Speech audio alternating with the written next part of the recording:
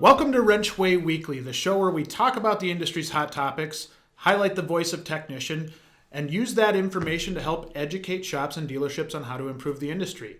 If you haven't already, please subscribe to our YouTube channel and give our video a thumbs up if you like what we're doing. The topic for this week is what impedes your productivity the most at work. This is always an interesting discussion and one that I think technicians can bring a whole lot of information and insight into. The rankings were that people came in at 31%, poor processes came in at 27%, disorganization came in at 24%, lack of resources came in at 11%. That included tools and equipment. There was another category that came in at 7%. And when we looked at the answers with the other category, I think they might have actually fallen into some of the people, processes, or disorganization categories that we saw before. A couple of them were waiting on parts, poor leadership, and poor write-ups.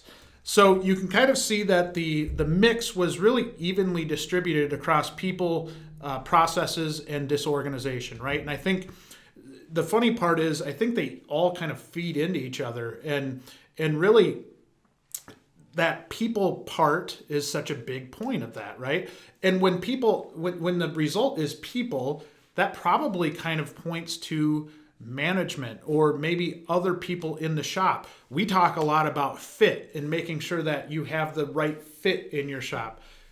That leads the way with what impedes productivity the most. So I think when we talk about that, that's really what we mean. You need good, cohesive personalities in the shop. You need people that can work together, but that still complement each other in terms of their skill sets.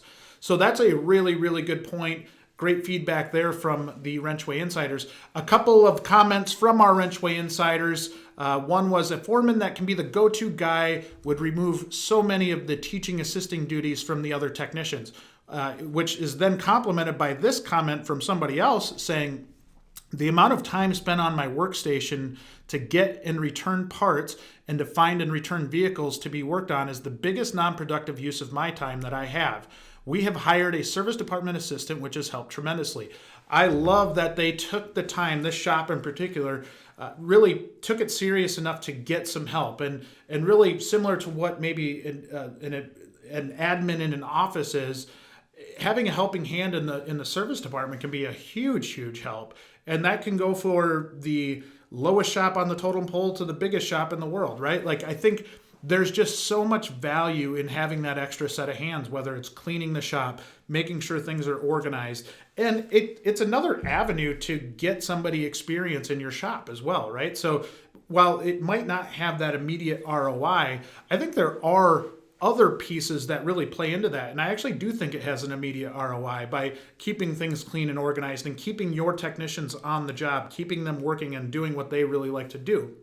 Now, some tips that I've kind of run across as I've gone through my career.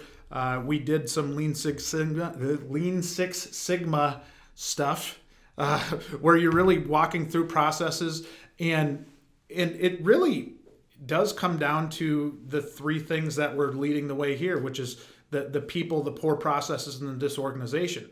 So some really, really easy ways to identify areas that you can improve are just kind of some simple stuff. And one that I used to do was a spaghetti chart, right? And what we mean by spaghetti chart is that you kind of just sit back, look at the technicians in the shop, and see where they're walking. Kind of follow their path. Are they walking across the shop to get an oil filter wrench? You know, that oil filter wrench is probably $10, and you can stop them from going back and forth.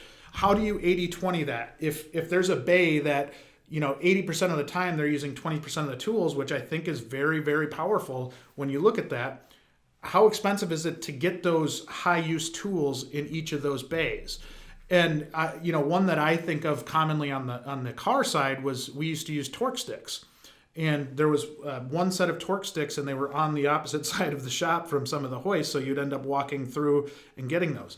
The power in a spaghetti chart is really just being able to follow that along. If they start at point A and they have to go all the way to the other side, which is point B where the tool's at, and then they have to walk all the way back to their service area, is there a challenge there? And I think a lot of times you would be surprised by what you see. The other piece that I found really, really powerful in my time managing shops was really that manage by walking around mentality and that style where you're walking around the shop, you're seeing what the people are doing and really how they're interacting, how they're, that helps identify some of those poor processes. If there's a poor parts ordering process, are you able to fix it pretty simply just by evaluating that and trying to figure out different ways? Is there some of that disorganization? Maybe you've got a warranty shelf that has 5-year-old parts on it. You might want to get rid of those, make some room for some new parts. Or do you have just a really, really disorganized parts room that you could clean up and keep clean by putting a better process in place? I think there's a lot of that. So, I think a lot of times what we hear from techs is maybe they want that latest and greatest tool or piece of equipment. But when it comes down to this, there's some things that just don't cost a lot of money that can have a huge, huge impact on productivity at work. And again, people, poor processes, and disorganization were very evenly split across. And I think those are some areas to really, really identify. And then lastly, when I talked about the management by walking around, I think the communication loop when you're talking about that is super important as well, right? So if you're managing by walking around, you're going out, you're seeing what everybody's doing, and maybe feeling some of their pain, you're able to kind of talk to them about that pain and why is it that this is more stressful or a bigger challenge and takes time away from your workstation, and then be able to fix that. The important piece is that you circle back then too, right? So if you learn about it, you figure out what their problem is, you fix it or try to fix it, work with them to fix it. I think working with them to fix it is a big deal too. But then circle back and say, hey, you know what? These are the changes that we made, and this was because of you. That shows them that you're listening to them and that you're doing some things to help make their lives easier. And interesting note there, and something that I struggled with, I'd be interested to hear what our WrenchWay Insiders have to say about this, but a lot of times there was varied opinions in the shop of what the best way to do something was, right? And it kind of puts a manager in a weird spot because you're kind of picking and choosing somebody's opinion when in reality you're kind of sitting back and looking and saying, okay, this one actually does make sense. So technicians, I would be interested to hear what you would have to say in terms of how do we communicate that? How do we talk to you? How do we make sure that when we don't choose your idea, you're not offended by it? I'd be really, really interested, and that might be something we have to ask more about with our WrenchWay Insiders. I think that's a really, really big piece. As you know, we do give away prizes every week to those who to respond to our WrenchWay Insiders challenges. Thank you again to everybody that is providing feedback. It just keeps getting better. We keep getting better and better feedback. More and more people are playing, which I think is amazing. So as part of our WrenchWay Insiders mobile app, those that answered the challenges were able to go play our higher or lower game, to which you can compete to win a weekly prize.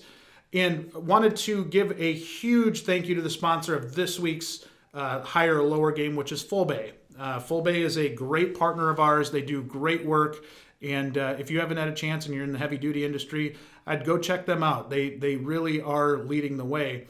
The giveaway that they sponsored was a $100 Snap-on gift card, and the winner was Dean McGee with a high score of 30. Congratulations, Dean. I hope you can put that Snap-on gift card to use. Dean also got a shot at the Queen of Hearts pot and did not turn over that Queen of Hearts. That thing is getting really, really elusive, and it's cranking up the prize money. So the pot is now up to $2,400. So whoever turns over that Queen of Hearts is going to win the $2,400. That's a pretty big deal. We just posted some new challenges, so to compete and complete those, to earn more points, play our higher lower game, which is sponsored by Diesel Laptops this week. Another great partner of ours. Can't speak highly enough of Diesel Laptops and everything that Tyler Robertson and his crew are doing down there in South Carolina. Just a top-notch company, great training, great tools. I would definitely encourage you all to go check them out. If you want to play these games, remember that the WrenchWay Insider app is invite only. So if you'd like to receive an invite, you can fill out the form on the WrenchWay website. We'll put the link in the video description below, or you can email us at info@wrenchway.com. The topic for next week is, how important do you think it is for technicians to have certifications?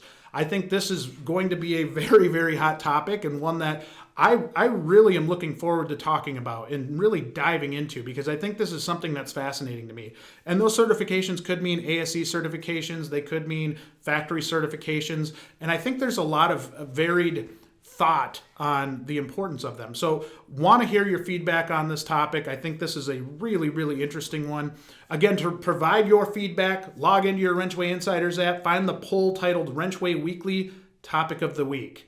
Lastly, if you like what we're doing, please don't forget to subscribe to us on YouTube and give this video a thumbs up. Thank you to all of our WrenchWay Insiders. Have a great week.